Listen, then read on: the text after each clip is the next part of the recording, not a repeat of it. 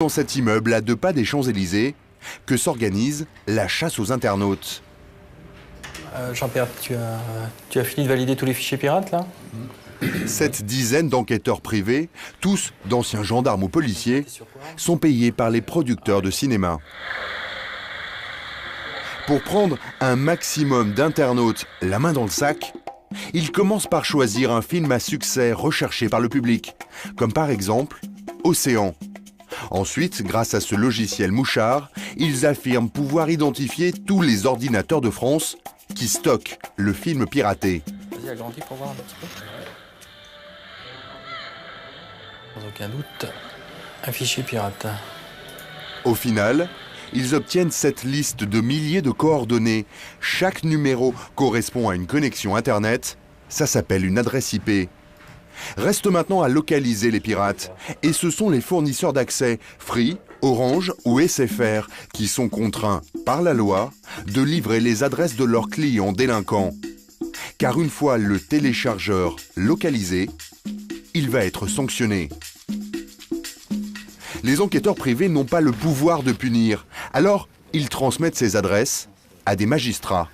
Bien, bonjour à tous et à toutes. Voici la fameuse commission Hadopi dont tout le monde a entendu parler.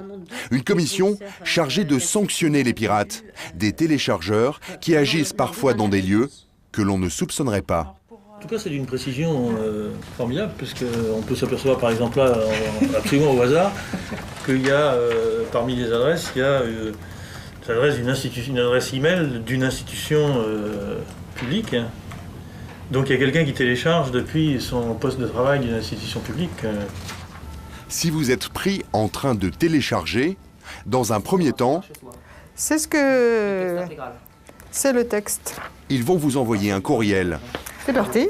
Donc les premiers emails vont être envoyés incessamment sous peu, c'est ça? Incessamment sous peu. Début octobre, ils ont envoyé 1 millier de mails comme celui-là aux premiers pirates pris la main dans le sac. Attention, votre accès Internet a été utilisé pour commettre des faits constatés par procès verbal qui peuvent constituer une infraction pénale. Un simple rappel à la loi. Mais détail étonnant, les films piratés ne sont pas nommés. C'est en fait une délicate attention. Le législateur est pour la paix des ménages. C'est madame qui est titulaire de l'abonnement, elle demande l'œuvre et brusquement elle se rend compte que c'est un film porno qui a été téléchargé. Bon, là. Effectivement, si c'est son mari qui télécharge. Ou son gamin. Ou le voisin, qui a voisin. piqué la connexion Wi-Fi depuis l'étage en dessous. Mais en cas de récidive, le ton se durcit. Un juge peut couper votre accès Internet et vous infliger une amende de 1 500 €. Mais cette mise en garde fait-elle son effet sur les pirates ?